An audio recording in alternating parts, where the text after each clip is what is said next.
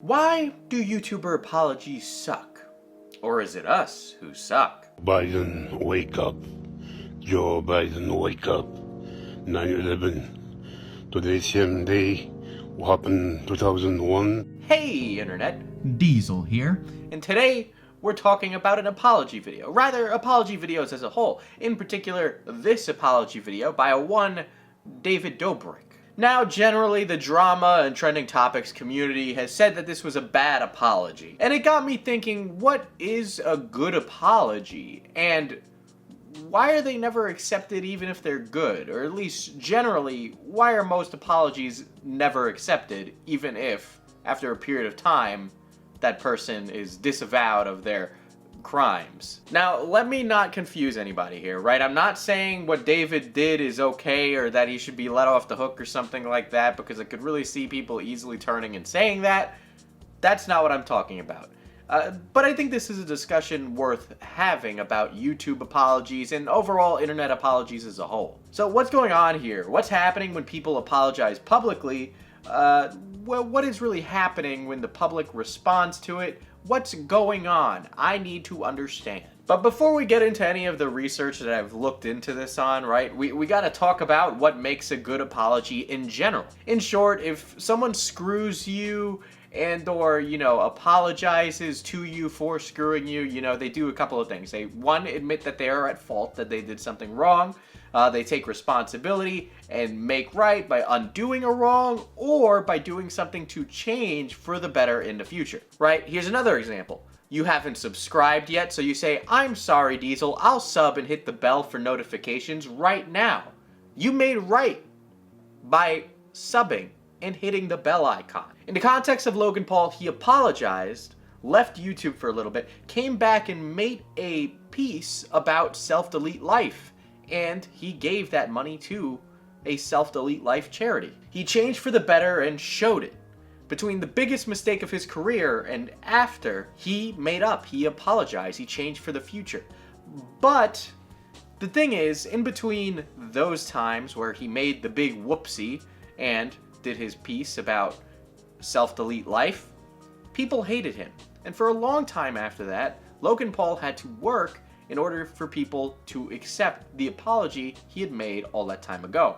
Some still haven't accepted that apology to this day. PewDiePie is another example. You see, PewDiePie said a gamer word on the internet, something that I'm certain nobody has ever done ever. Anyway, he apologized, donates to charities, and overall, I would say that PewDiePie is a positive force on the internet and his audience. Yet to this day, and even related to recent dramas that I covered on the channel, certain mainstream media outlets and sources that I've used have described him based upon that gamer word moment and the fact that he is allegedly a white supremacist based on...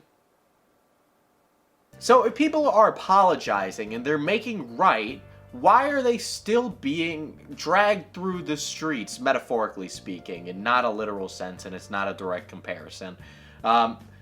Something's happening here, and it has something to do with us, not with the people who did something wrong. Now, I'm not finalized on this theory just yet, so I don't want us all sitting here thinking like these are my final, succinct thoughts on the issue.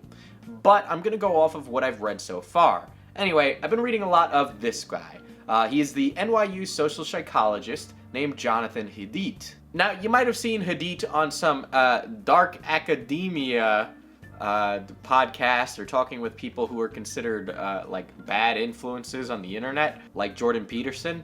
I don't agree with that, by the way, but anyway, Haidt's research, and after reading through what this guy is actually like, Haidt's research basically examines intuitive foundations of morality and how morality and morals are different across different cultures on Earth, including cultures like American progressivism, conservatives, and libertarians. He spends a lot of time talking about American politics because he's been basically researching the most politically divisive time in American history since the Civil War. I've discussed his research a little bit on my Patreon post-Capitol riot, But we're experiencing a rise in a certain kind of concept. And this thing is called effective polarization. And you might be wondering, Diesel, what does this have to do with apologies? I'm going to get to that, but you need to stick with me for a little bit to understand the psychology of what's going on here. And while a lot of this research revolves around politics because it's where the money is and it's where the most important conversations are being had, we can apply it to explain in-group versus out-group psychology. Now, in my canceling video about this, I actually lacked the vocabulary to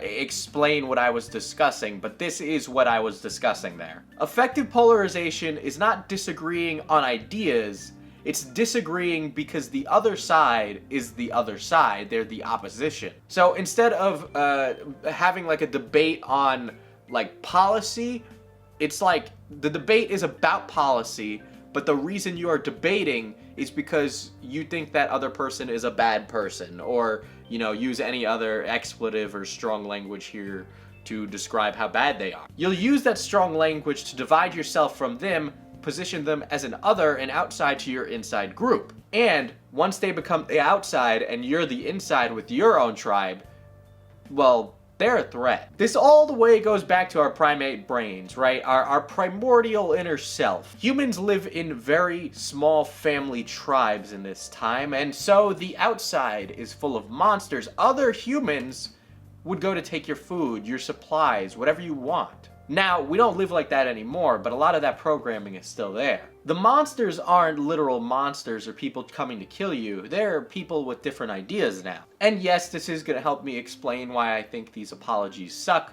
Please just stay with me. So I need to explain this other concept that's related to effective polarization, and it's the concept of intellectual humility. And the direct vocabulary definition of intellectual humility is the degree to which people evaluate the accuracy of their beliefs and are willing to change their beliefs when presented with compelling evidence that they are wrong. These metacognitive processes that involve thinking about how I think, may give rise to greater respectfulness, tolerance, open-mindedness when people are faced with disagreement. Link to that whole article down below. So whether we like it or not, and it seems like we're almost destined to do this, that humans divide each other up into camps based on ideas. And we show where we reside with these ideas by performing performative action. These are acts we carry out because our subconscious wants us to be in an in-group for safety, even though there's no actual threat. Ever wonder why the concept of like objective morality is brought up so much? Right now, Lil Nas is actually in the middle of that debate. And this happens with politics, YouTube drama, you name it. There is a camp and a side and a right and a wrong of whatever is objectively considered right and wrong. Morality is supposed to be objective, but it's relative to a group. And when you signal to a group that you agree with their morals, you can become part of the tribe. A human on their own, a human without a tribe, is in the wilderness. The wilderness is a dangerous place, and a human alone in the wilderness will not survive. Now, again, like I said, this is just my like preliminary research on this, right? So I'm not formal, like this isn't my hardline stance on any of this. It's just what I'm feeling right now in this direction, right? But social media, from my perspective, has primarily become a tool for literal tribalization in a very real sense, completely divorced from politics right now. And this tribalization happens because of performative actions that we do online. What I'm saying here is that when you do things online, they aren't done for the good of the morals on their own.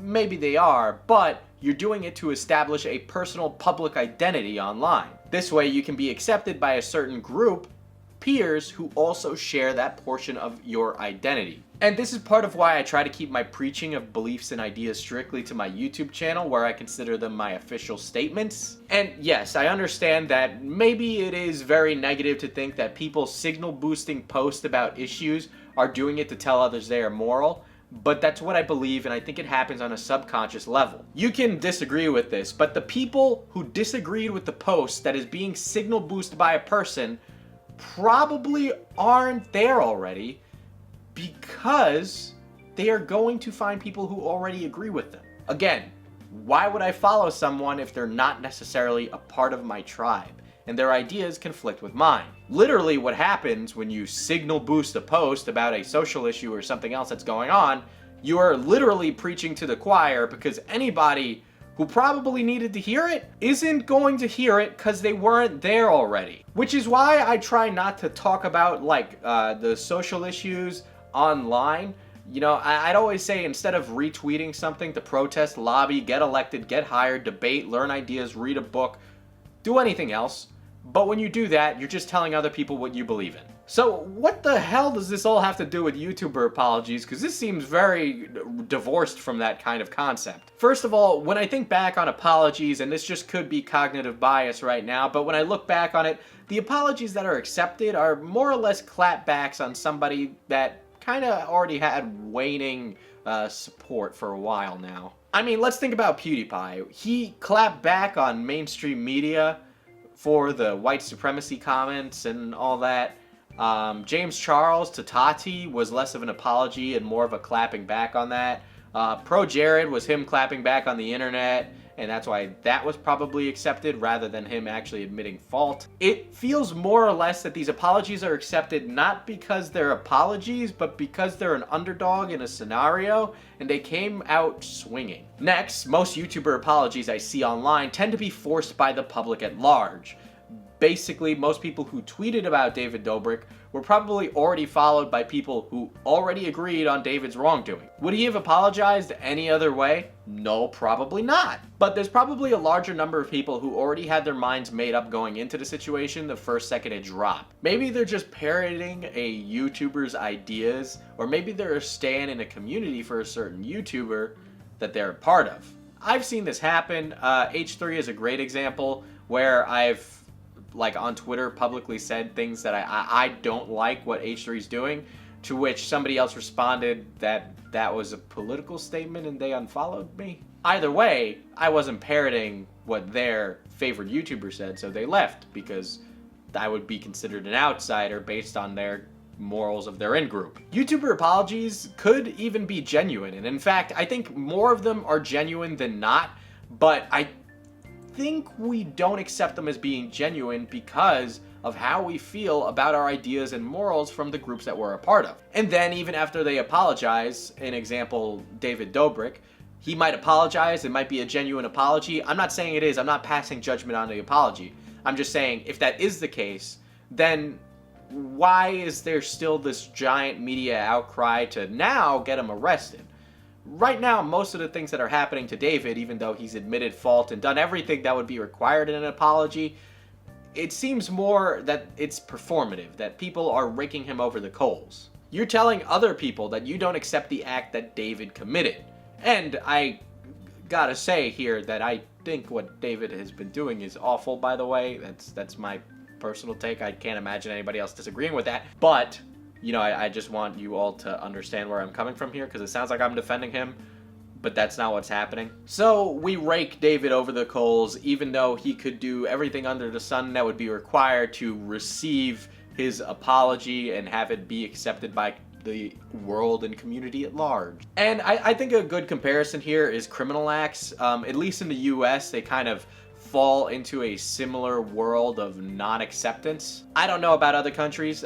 Some have better rehabilitation rates, but criminals in the US, even if they've rehabilitated, even if they, you know, are helping the poor and needy and the hungry and doing everything that a saint would need, they still have to carry the social stigma of being a felon or a criminal. You know, felons can even leave prison and never commit a crime again, but they are required to do a myriad of different things that normal people aren't required to do, and they basically never get to fully reintegrate into society. It'll be harder for them to find work ever. It'll be harder for them to do things like purchase cars, purchase homes, rent. They're considered more of a liability even if they have amazing credit or anything else. As a result of this social stigma and societal changes that we do when somebody becomes a felon or criminal, many of them find their way back into a life of crime and end up doing the same exact thing again. And I'm not making a direct comparison here. I'm just trying to gauge what I think American morals are to people who do wrong. It is not a direct comparison between a YouTuber doing a thing and a criminal committing like a murder, okay? I'm not making a direct comparison. For some reason, people think I'm making direct comparisons when I do this, so I'm just gonna spell it out very plainly here. One, I don't know why you're that stupid that you don't understand what a metaphor or simile is, or comparing things with like or as, but it doesn't mean this is literally that thing. You know, but I think it actually does beg a question here, right? If David owned up for the bad he's done, and he makes better on it, or even if he becomes a better man, will it be enough for us? Will it ever be enough for us? Do you even actually want him to get better or be better? And what does that even mean? Because it's very vague, and the road to being better is one that's completely vague and dependent on the person. Like, will you say that you want him to be better because you believe it? Or are you just saying that now because I'm bringing it up as a question and you feel like it's the right thing to do? Another rumor floating around right now is that Shane Dawson's going to be returning to YouTube soon. And so, you know, I'm not passing judgments on his apology as well. And everybody knows that I personally really don't like Shane Dawson as a creative, as a director, as a filmmaker. I'm not saying go out and give forgiveness to every Tom, Dick, and Harry who's done wrong in life. You know, there's a lot of bad people out there, I get that. But what I'm asking is, are we even capable of giving Shane Dawson a chance? Or will we just be jumping on him again because that's what we've all decided is the right thing, to jump on him again? And let's acknowledge my role in this too. I think a lot of YouTubers don't want to acknowledge their role. I pass judgment in my commentary videos, and many people take that to the internet based on what I say, and they say that's their opinion, when in reality it might be what I said, and I might be getting it from somebody else. And are people watching my videos because they want to hear my opinion? You know, I'm not trying to toe the commentary line anymore and agree with everything someone is saying. But if I did toe the commentary line, I'd probably be doing a lot better as a channel. I have literally every incentive to basically agree, and in what my opinion is, I would consider it lying. If I just lied about my opinions and agreed with what everybody else agreed, I'd be a lot more successful. I'd have more views, more subscribers, and more fame. I can tell you that this channel routinely loses subscribers when I say something that doesn't agree with the tribe. And ultimately, this all makes me ask the question, does an apology even make a difference anymore? Should you bother? And if we aren't allowing others back into the fold, why even ask for an apology in the first place? Just keep raking them over the coals until they decide to leave. Don't give them a chance to apologize because you don't even want an apology. Or can we not admit that we just don't want an apology? Do we need that moral avenue of it in order to make it seem righteous and us seem better than the person that's done the wrong? It's just questions I'm really trying to ask here, not to be all like philosophical of like, what is an apology? But I think this is really an important conversation to have because I don't think we know.